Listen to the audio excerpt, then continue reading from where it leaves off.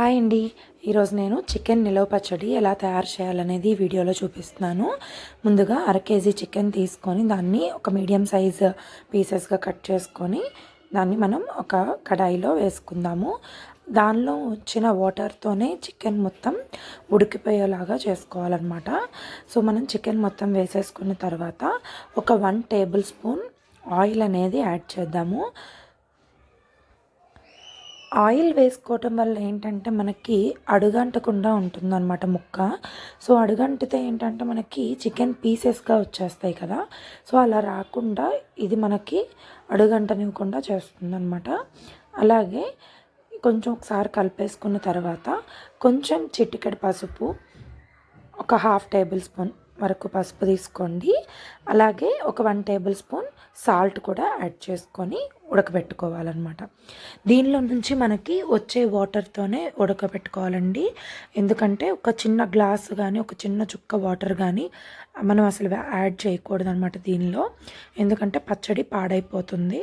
So చూస్తున్నారు కదా, మనకి చికెన్లో ఉంచే వాటర్తోనే ముక్క అనేది మంచిగా మనకి బాయిల్ అయిపోతుందన్నమాట. సో మీకు ఎంత సైజులో పీసెస్ కావాలి అనేది మీ ఇష్టం అండి, మీరు ఎలా అయినా కట్ చేసుకోవచ్చు. సో ఇప్పుడు దీనిలో మనం ముక్క ఒకటి తీసుకొని చెక్ చేద్దాము అసలు ఉడికిందో లేదో చూడండి. సో మెత్తగా సాఫ్ట్గా మనకి చికెన్ పీస్ అనేది ఉడికిపోయిందనమాట. ఒకసారి మనం మొత్తం కలిపేసుకుందాము. కలిపేసుకొని ఉన్న కొంచెం వాటర్ కూడా లేకుండా మొత్తం ఫుల్గా డ్రై అయిపోవాలి. చూసారు కదా, ఇలా అయిపోయింది కదా. సో ఒకసారి చూడండి, వాటర్ కూడా లేవు మనకి, మొత్తం ఇంకిపోయినాయి అనమాట. సో ఇలా అయ్యే వరకు వేసిన తర్వాత మనం మసాలా అనేది రెడీ చేసుకుందాము. దానికి ఒక 2 టేబుల్ స్పూన్స్ వరకు ధనియాలు, అలాగే ఒక 1.5 టేబుల్ స్పూన్ జీలకర్ర, అలాగే 1.5 టేబుల్ స్పూన్ ఆవాలు, అలాగే 1 టేబుల్ స్పూన్ మెంతులు, 6 నుంచి 7 వరకు యాలకులు, అలాగే 7-8 లవంగాలు, ఒక చెక్క. ఆ చెక్కని చిన్న చిన్న ముక్కలుగా కట్ చేసుకొని దానిలో వేసేసుకొని కొంచెం దోరగా వేగే వరకు మనం వేయించుకోవాలి. మాడిపోకూడదండి, మాడితే గనక పచ్చడి చేదొచ్చేస్తుంది. సో మాడకుండా దోరగా వేగే వరకు వేయించుకొని దాన్ని మనం పౌడర్ చేసుకొని పక్కన పెట్టేసుకుందాము. చూసారు కదా, ఇలా వేగితే సరిపోద్ది మనకి. సో ఇలా వేగిన తర్వాత మనం ఒక మిక్సీ బౌల్లోకి తీసేసుకొని దాన్ని మిక్సీ ఆడేసుకుందాము. మనకి మెత్తగా పౌడర్ పెట్టేసుకున్న తర్వాత పక్కన ఆయిల్ అనేది మనకి ఒక 200 గ్రామ్స్ వరకు ఇక్కడ తీసుకుంటున్నాము. సో ఆయిల్ అనేది ఎందుకు మనం 200 గ్రామ్సే తీసుకున్నాము అంటే మనకి ముక్క అనేది చక్కగా ఆయిల్లో మునగాలన్నమాట. అప్పుడే మనకి అన్నీ కూడా ఈవెన్గా వేగుతాయి. సో ఇప్పుడు మనం ముందుగా ఇప్పుడు మనకి ఆయిల్ ఫ్రై చేసుకోవడానికి సరిపోయేంత ఆయిల్ పెట్టుకుంటే సరిపోతుంది. దీనిలో మనం చిన్న పీస్ వేసాం కదా, సో మనకు ఆయిల్ వేగిందో లేదో చెక్ చేసుకోవడానికి. తర్వాత మనం ముందుగా పెట్టుకున్న చికెన్ ముక్కలన్నిటినీ కూడా ఈ ఆయిల్లోకి ట్రాన్స్ఫర్ చేసేద్దాం.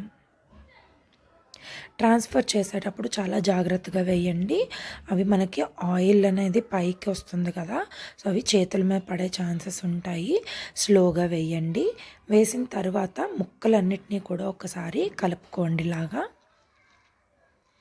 ఇలా కలుపుకొని మనకి ఒక 70% గోల్డెన్ బ్రౌన్ కలర్ వచ్చే వరకు, చూసారు కదా, ఇలా వచ్చే వరకు వేయించుకున్న తర్వాత దీనిలో మనం ఒక 50 గ్రామ్స్ వరకు అల్లం వెల్లుల్లి పేస్ట్ అనేది యాడ్ చేసుకుందాం. సో నేను ఇక్కడ 1/2 కేజీ చికెన్కి క్వాంటిటీ చెప్తున్నాను మీకు. సో ఇక్కడ 70% వేగిన తర్వాతే మనం ఎందుకు వేసుకున్నామంటే పచ్చి వాసన పోవాలి కదా అల్లం వెల్లుల్లి పేస్ట్ కూడా. ఆ పేస్ట్ కూడా మనం దానిలో వేసేస్తే మిగతా 30% ఉన్న చికెన్ పీసెస్ కూడా మనకి మంచిగా ఫ్రై అయిపోతాయి ఈ అల్లం వెల్లుల్లి పేస్ట్తో పాటు. సో చూసారు కదా, ఇప్పుడు మనకి ఆల్మోస్ట్ ముక్క చూడండి, మనకి ముక్క అయితే మంచిగా కలర్ వచ్చేస్తుంది. కొంచెం అల్లం వెల్లుల్లి పేస్ట్ కూడా వేగిపోయిన తర్వాత మనం మిగతా ప్రాసెస్ ఏమేమి వేయాలనేది చూద్దాం. చూసారు కదా, ఇప్పుడు మొత్తం మనకి అల్లం వెల్లుల్లి పేస్ట్ కూడా ఇలా గోల్డెన్ బ్రౌన్ కలర్లోకి వచ్చేయాలన్నమాట. ఇలా వచ్చేసిన తర్వాత మనం ముందుగానే రెడీ చేసి పెట్టుకున్నాం కదా మసాలా, ఆ మసాలాని దీనిలో ఆయిల్లోనే వేసేద్దాం. సో వేసేసిన తరువాత దీనిలో ఇది ఎందుకంటే మనకి ఆయిల్లో వేసేయటం వల్ల పచ్చివాసన అంతా కూడా పోయిద్దనమాట.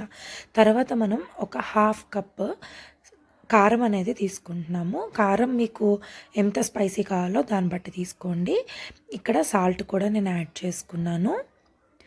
యాడ్ చేసుకున్న తర్వాత మొత్తం ఒకసారి కలుపుకొని ఒక 5 మినిట్స్ మనం అలా వదిలేసేసిన తర్వాత మనం పక్కన పెట్టేద్దాం. ఒక 15 మినిట్స్ 20 మినిట్స్ అయిపోయిన తర్వాత మనకు అది చక్కగా వేడంతా తగ్గిపోతుందనమాట.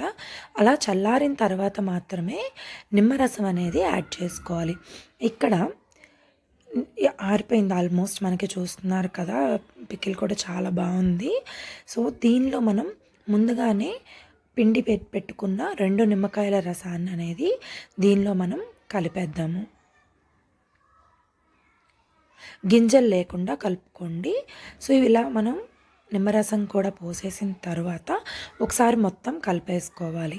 ఇలా కలిపేసుకొని మనం ఒక 2 డేస్ కనుక ఒక బౌల్లోకి తీసేసుకొని పక్కన పెట్టేసుకుంటే మనకి 2 డేస్ తర్వాత దానిలో మనకి ఉప్పు కారం అన్నీ సరిపోయినా లేదా అనేది మనకి పర్ఫెక్ట్గా తెలుస్తుంది.